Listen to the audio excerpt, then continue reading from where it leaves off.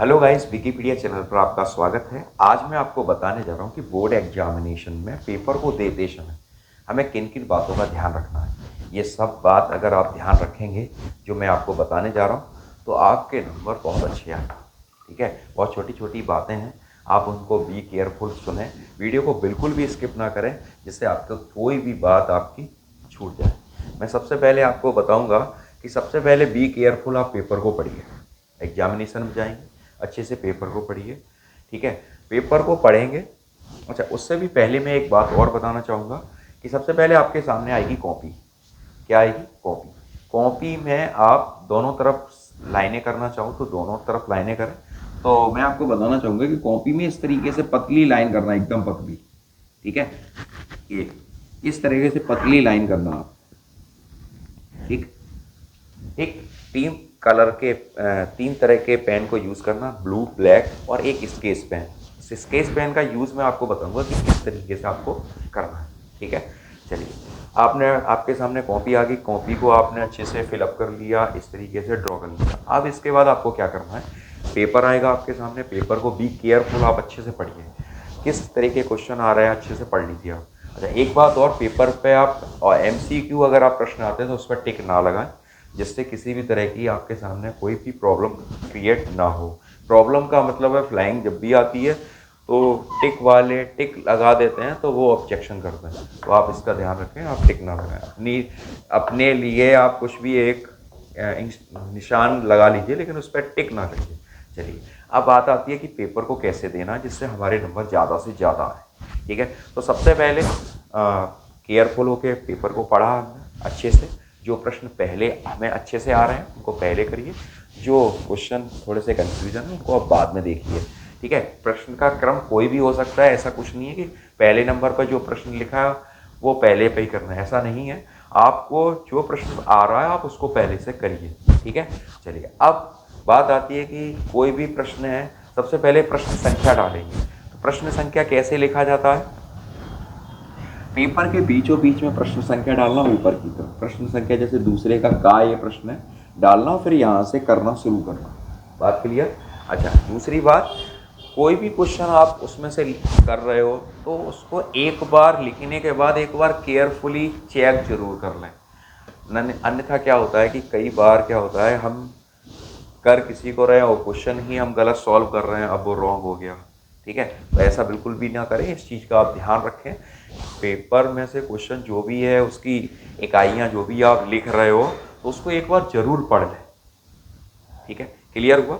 अच्छा, कभी कभी क्या होता है, कोशिश करें कोशिश करें कि नए प्रश्न को आप नए पेज से शुरू करें। जैसे आपका क्वेश्चन, ये एक पेज है आपका, यहाँ आपका क्वेश्चन खत्म हो रहा है। ठीक है, तो यहाँ खत्म होने के बाद इसके नीचे आप इस तरीके से सिंबल लिखिए और नेक्स्ट पेज पर आ जाइए, वहाँ पर भी ये प्रश्न नंबर डालिए और फिर यहाँ से केयरफुली आप लिखना शुरू कर दीजिए। क्लियर? अच्छा, कभी कभी क्या होता है, कभी कभी कभी कभी क्या होता है, प्रश्न लिखते लिखते, पहले बात तो प्रश्न कॉपी एकदम साफ सुथरी होनी चाहिए, या कभी आपका लिखते समय कोई काट पीट हो जाती है तो काट पीट बिल्कुल भी ना करें। अगर होती है तो एक बार उसको काट दीजिए। क्या करिए? एक बार काट दीजिए, फिर नेक्स्ट स्टेप, नेक्स्ट लाइन से आप लिखना शुरू कर दीजिए। ठीक है, ये नहीं है कि आप उसको बार बार काट रहे हैं, पेज भी फट गया, टाइम पास बिल्कुल भी नहीं कर रहे। ठीक है, नेक्स्ट और बताऊंगा आपको बात। जैसे कभी कभी क्या होता है, हम ये एक मैं ट्रिक बता रहा हूँ एग्जामिनेशन में प्रश्न को करने की। जैसे कभी कभी प्रश्न करते करते समय मेरे सामने, जैसे ये मैं उन प्रश्नों की बात कर रहा हूँ जिसमें LHS और RHS दिया होता है, या जिसमें प्रूव करने को क्वेश्चन आता है कि सिद्ध कीजिए, ये करना, ये लाना है आपको। अब हुआ क्या कि क्वेश्चन मेरे को पूरा आ रहा है, लेकिन करते करते क्या हुआ, लास्ट वाला पोर्शन आ ही नहीं रहा। तो उसमें मैं आपको एक ट्रिक बता दूँ, ऐसा आप करने की कोशिश करना, आपको आ जाएगा। जैसे ये मैंने प्रश्न किया, प्रश्न संख्या दूसरे का गा डाल रहा हूँ, मैंने क्वेश्चन पूरा लिखा।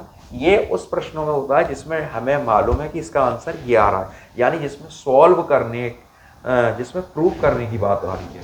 तो जैसे मैंने क्वेश्चन सॉल्व करते हुए आए, अब मैंने यहाँ तक सब कुछ सही किया है, लेकिन मुझे मैं इसका आंसर नहीं ला पा रहा हूँ। तो डोंट वरी, आप बिल्कुल टेंशन नहीं लो, आप पूरा करो यहाँ तक और फिर इसके बाद नेक्स्ट पेज पर उसका आंसर लिख लीजिए। ठीक है, साइकोलॉजी के अनुसार जब पेज पलट जाता है तो व्यक्ति का दिमाग भी चेंज हो जाता है, एग्जामिनर आपका क्वेश्चन चेक कर देगा, आपको नंबर पूरे आ जाएंगे। ठीक है, अच्छा एक बात और मैं आपको आपके साथ शेयर करूंगा। कभी कभी क्या होता है, जैसे क्वेश्चन नंबर जैसे आपके सामने 7वें का का है और 7वें का खा है, ठीक है, और इसके बीच में क्या लगा, अथवा।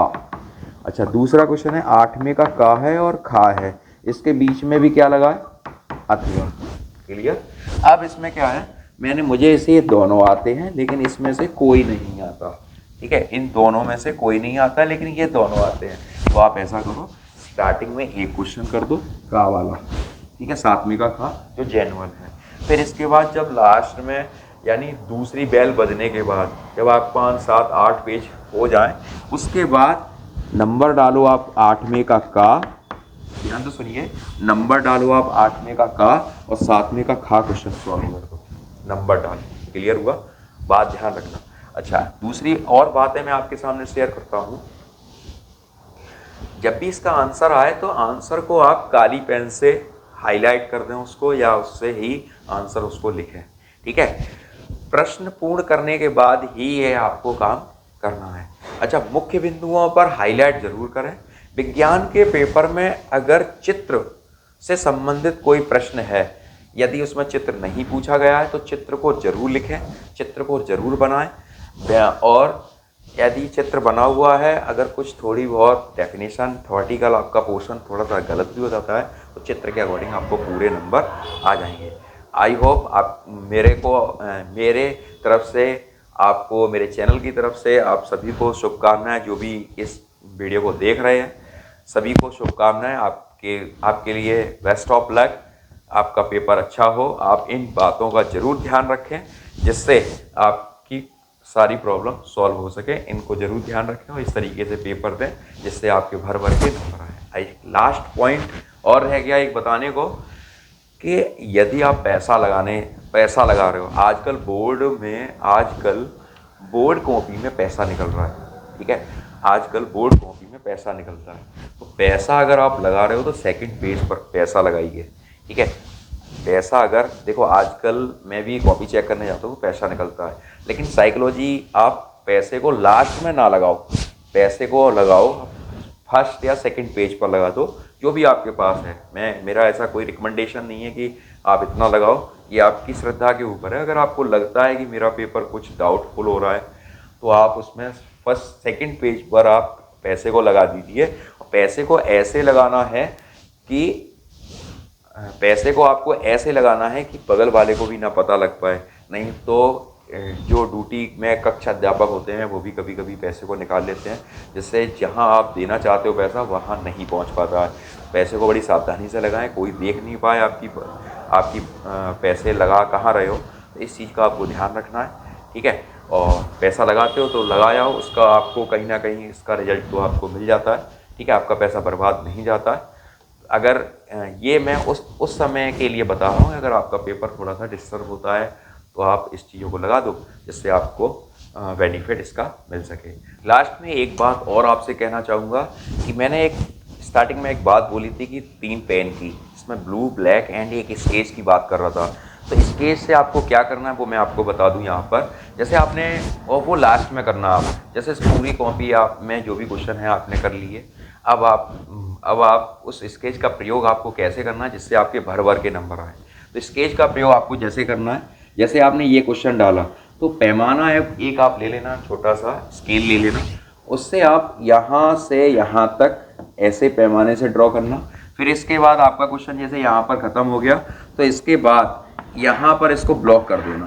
ठीक है, इस तरीके से आपकी कॉपी बहुत जानदार लगेगी, आप सोच नहीं सकते किस तरीके से आपकी।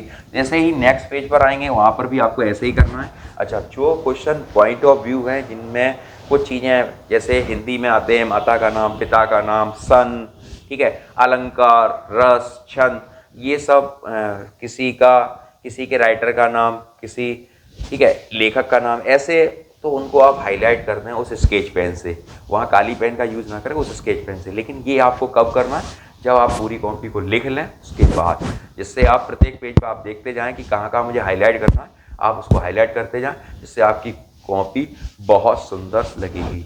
आप इस स्केच पेन के लिए ब्राउन स्केच यूज़ कर सकते हो, फ्रोजी यूज़ कर सकते हो, ब्लू यूज़ कर सकते हो, ठीक है।